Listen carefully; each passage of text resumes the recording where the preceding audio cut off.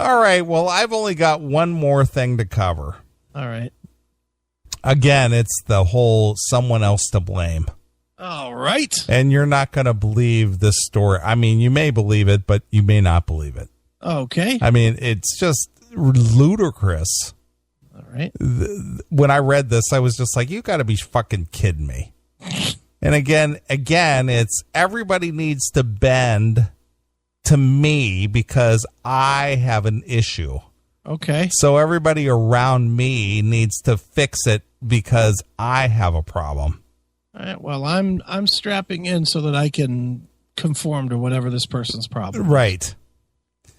A mother of a teen who committed suicide after suffering from what she calls a rare allergy to Wi-Fi.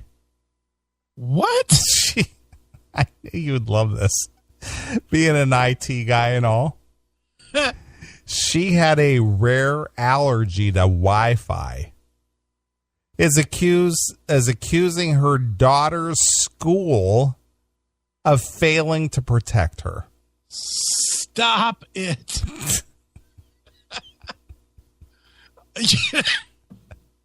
So having the Wi-Fi on put a gun in her hand or whatever? Well, it drove her to suicide. Oh, my God. All right. The waves in the air just drove her crazy. She had to commit suicide. Okay. And the only signal that did it was at the school versus everywhere else in the world that has Wi-Fi these days. Well, you'll find out that she was confined either to home or school. All right. Jenny Fry, 15, was found hanging from a tree. Wow. Near her home in the UK last June. Was it wrapped with a network cable? That would have been ironic if she hung herself with a network cable. At least she could have gone out with a little humor. A Cat 6. She hung herself with a Cat 6. She hung herself from a hard line because that was the only thing she wasn't allergic to. Right. This girl's dead and we're laughing. I am laughing because this is a dumb story. Her story is now coming to light because of the legal investigation and the cause of Jenny's death. All right. Her mother, Deborah Fry, told the Mirror that Jenny suffered from blinding headaches, fatigue, concentration problems, and bladder issues that she says were caused by electro-hypersensitivity syndrome. A condition in which electromagnetics radiation emission from wireless technology, including Wi-Fi, cell phones, cell towers, cause debilitating physical symptoms. Okay. So basically, this girl couldn't go out in public or nothing. Otherwise, she's either going into shock or pissing her pants. So she stayed. Dude, this sounds like, you know what this sounds exactly like? Did you watch the series Better Call Saul? I did not see it. No.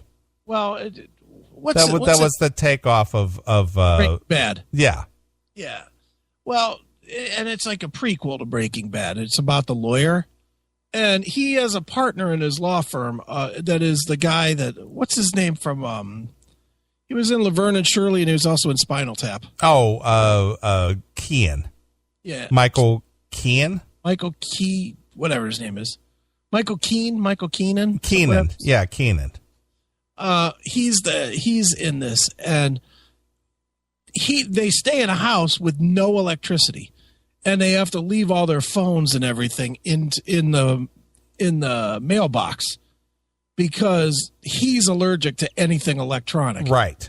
So that's what it almost sounds like. They stole this from that show. Yeah. Well, that's the way that they describe this. This chick has sensitivity to anything that has electronic waves to it. And that's what they were trying to say in the show. Wow, this sounds like a fucking rip. All right. Although Jenny's parents had removed the Wi-Fi from their home, yeah, which helped. It was still present at her school. Okay. So basically, because she's the one and only person in the entire school that supposedly is sensitive to Wi-Fi, nobody can have Wi-Fi. Well, how did she get to school? Did she not, I mean, I don't know about you, but every time I drive up the street, 15 fucking Wi-Fi things go off on my phone. Right.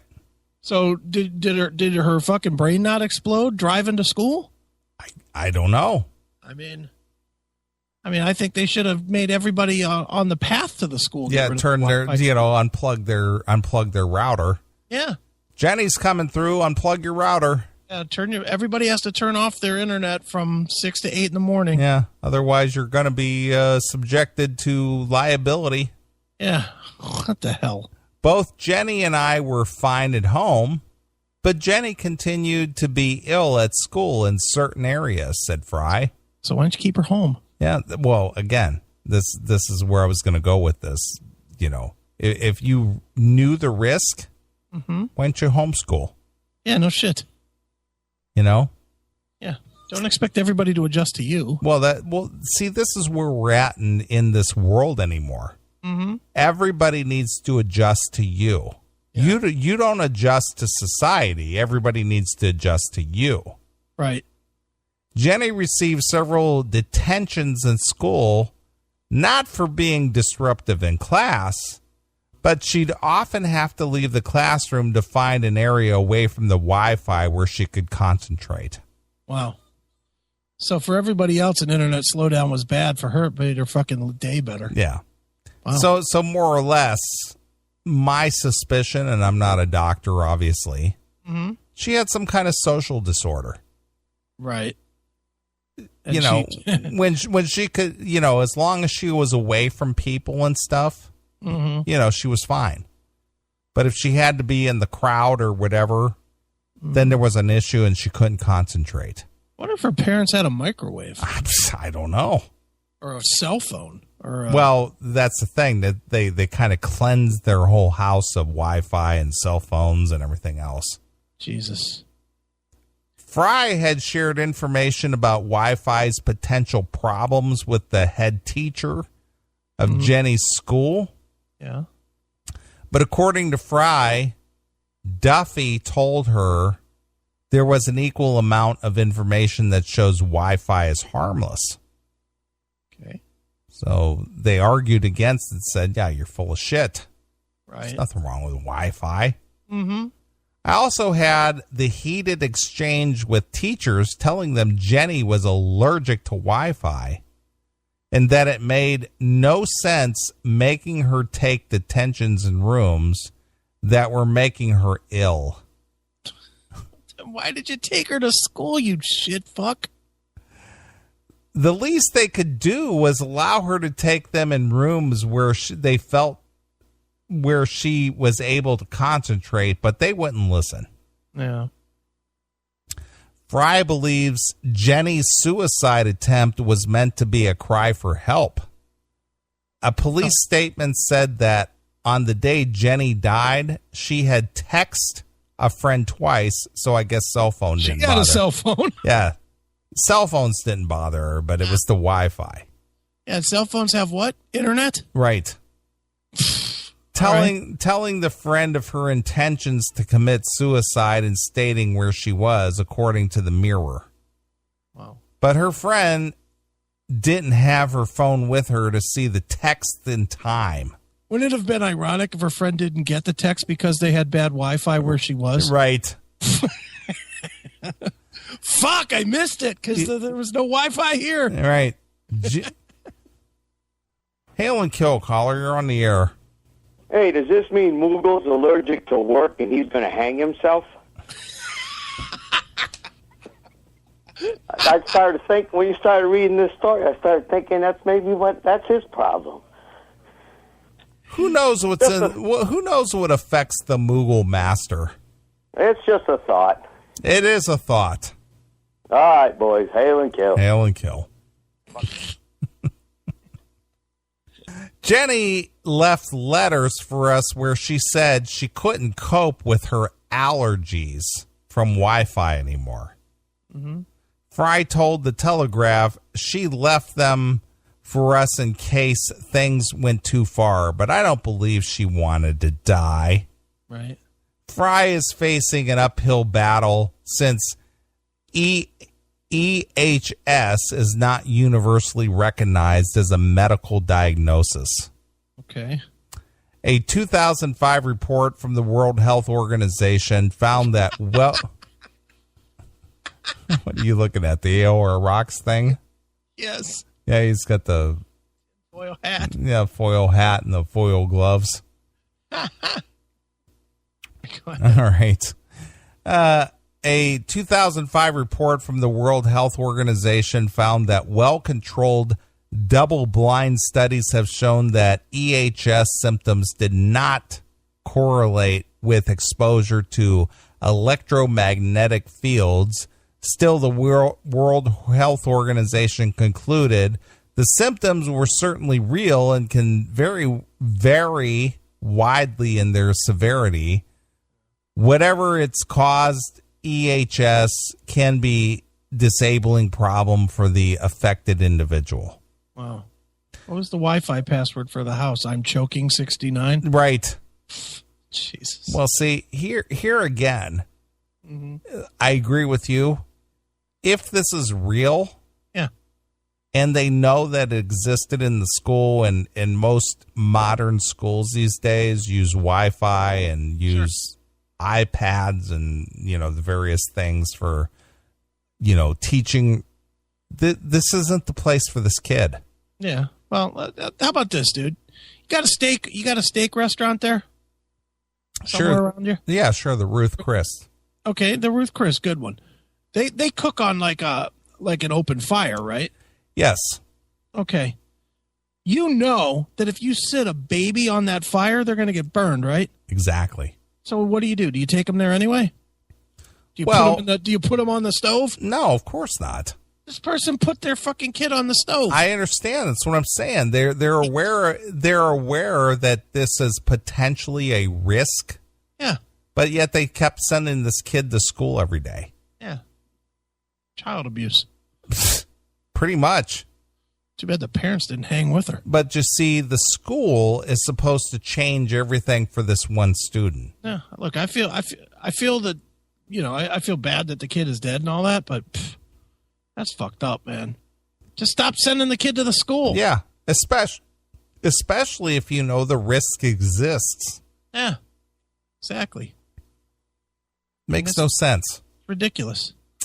Arthur Furstenberger, a leading anti-electromagnetic health activist. Good Lord. How do you get that gig? Admits that Wait a minute. You can't just gloss over that. A leading anti-electromagnetic health activist. How in the fuck was that position ever created? Well, it's government, man. Is there more than one of those? I don't know. I can't imagine that they have a team. Can you imagine? All right, here's where we're going to put these guys. Here's the office for the electromagnetic fucking team. Get the fuck out of here. Well, apparently it exists.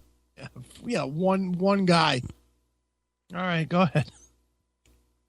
He admits that EHS is not a simple subject, but that is not taken seriously enough by the medical community. Okay.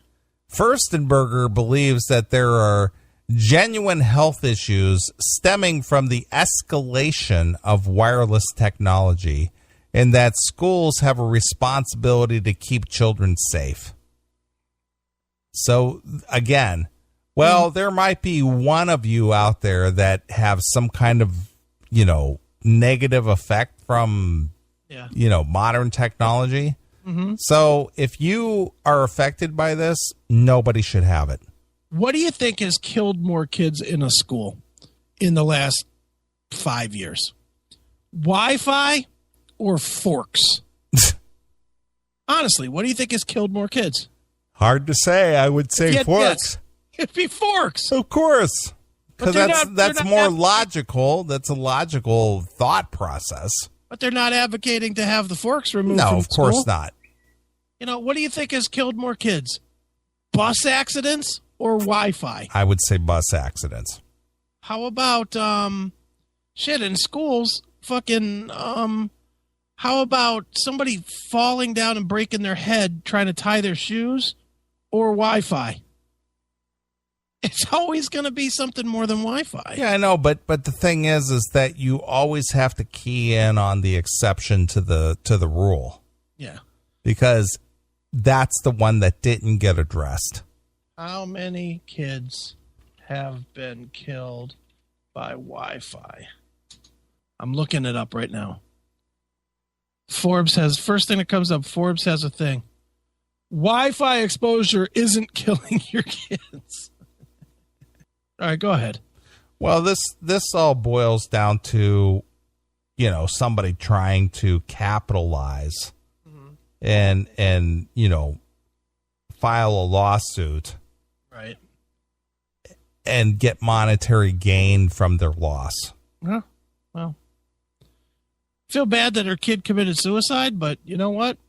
Shouldn't have put your kid in a fucking... If this is legitimate, which I have a real troublesome thought of believing, but if this is true, then you take your kid off that fucking place. That's my point. It's just like, why would you continue sending somebody or your kid to somewhere that they're in danger? You would move to the mountains, most people would, before they would let their kids stay in an environment that hurts them. You would just move to the mountains. Or you would just homeschool. But I mean, you would do what you had to do to get away from all Wi-Fi. If Wi-Fi is indeed a problem, you'd get the fuck away from Wi-Fi. Right. But the only place you're going to do that is buy your own island or go out in the woods somewhere. So that's what you do. Where's this person at? What? This is in the UK. Okay. So maybe there's not a lot of woods, but this is just a stupid story. I agree. Furstenberger believes that there are genuine health issues stemming from the escalation of wireless technology, right, and that schools have a responsibility to keep children safe. Imagine if this was a toxic chemical and the school suddenly decide to spray the chemical throughout the school just because other schools were doing it. See, that's a bad example, because not every kid is affected by Wi-Fi, but everybody would be affected by a poison. Yeah. In fact, only one kid that we're knowing of has been affected by this Wi-Fi. Correct. One. So that's a weak argument. Yeah. If you got a poison that you're spraying around that would affect everybody, that's a different story. But if you knew that they were spraying that poison in the school, you wouldn't put your kid there. Correct. Fucking idiots. Furstenberger told Yahoo, don't people have a responsibility for what they do regardless of whether others are doing it too? Just because Wi-Fi is new, it's really not all that new, is it? New. I mean, I guess relatively to the whole existence of man, it's new. Here for what, 15 years? Yeah, at least. Yeah. And all around us doesn't mean it's safe.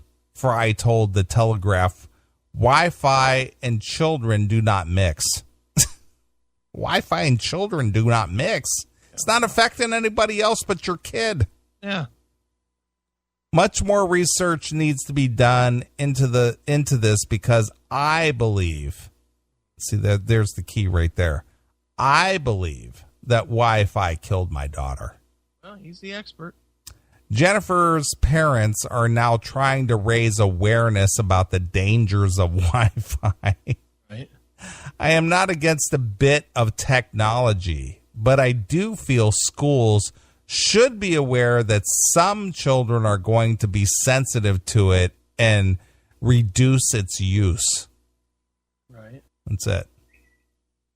So, this unfortunate child died for nobody really knows what the cause is.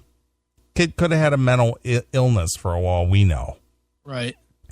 But of course, we need to go after somebody who has conceivably deep pockets. Yeah. And the thing is if you sue the school, it's still not going to bring your kid back. Nope. So you're going to enrich yourself to what? You're going to somehow relieve your grief with dollars? Driving a nicer car, that does relieve the pain of a dead kid. I guess. Horrible. A personal note to you. Yes. Our good friend Serena. Yes. She says, love your personal stories.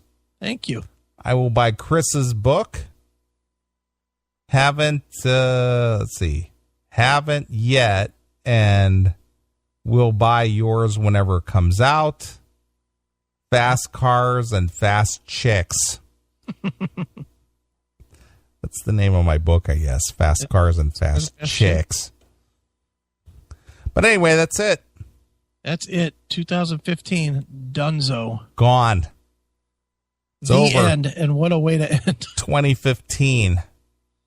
Can't believe it. Next year, January 6th, will be the 20th anniversary of the Classic Metal Show. When we return, 20 years. 20 years. Wow. We'd be old and shit. Yeah, but somehow the kids love us. Yeah, more than they did back in the day. The kids love us. Really? We're the hot old guys. You guys are hot.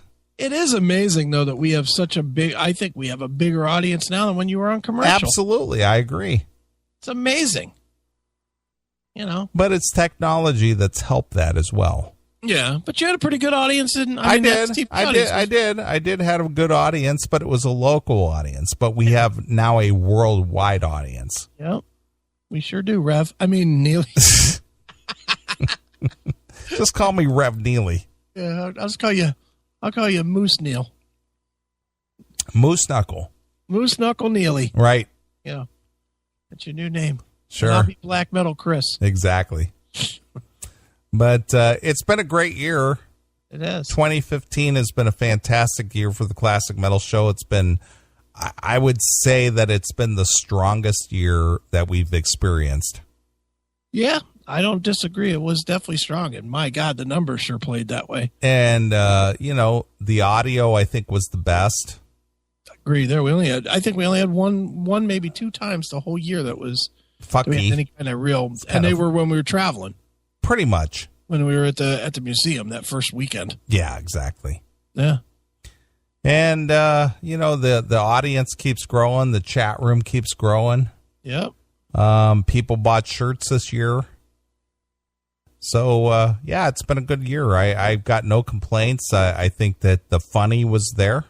I think so. I think we're all right. Lots of good funny there. Yep.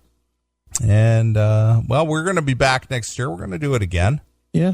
Couple of weeks. Looking to get a vacation. Looking forward to 20 years. Yeah. So but don't forget, you can pick it with us at the Rat Show on the 26th. True. You can still participate. Rat lives matter. Yeah, we'll be out there with our protest signs. All right, let's get the fuck out of here. Next week is the top 15. Right, the top 15 with yourself, myself, Doghouse, and Red and Jerry. Right. And the lists are very kind of cool and different. So, you'll hear a lot of music. You'll definitely hear more than you probably heard all year on the one show. Yeah, at least you'll get a sampling of everything that came out this year. Yeah, I think so. And then in 2 weeks, the best of. Right. Best of 15. If there's something you think that was a standout segment, because I'm going to throw the show together.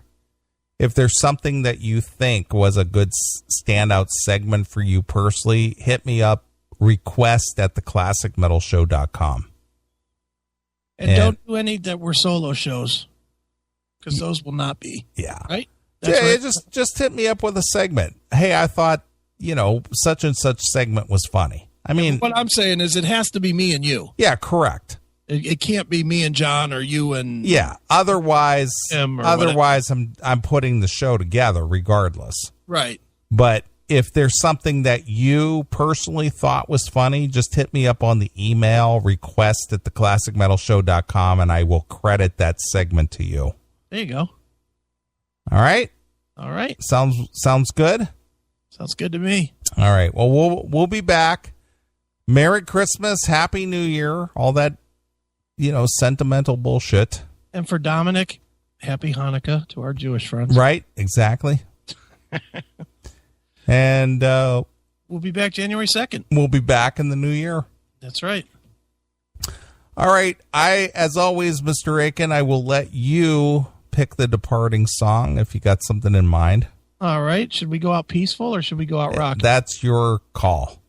I always go with the ballads. How about if we go out with LA Guns? Oh, wow. I love LA Guns. And we'll go all the way to the first album.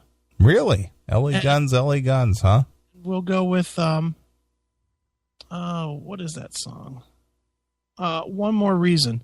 Really? One More Reason to try. Yeah, why not? Excellent stuff. Love LA Guns. I love that band. Yeah, that's not really peaceful, but whatever. It doesn't matter. It's LA Guns like that. Love LA Guns.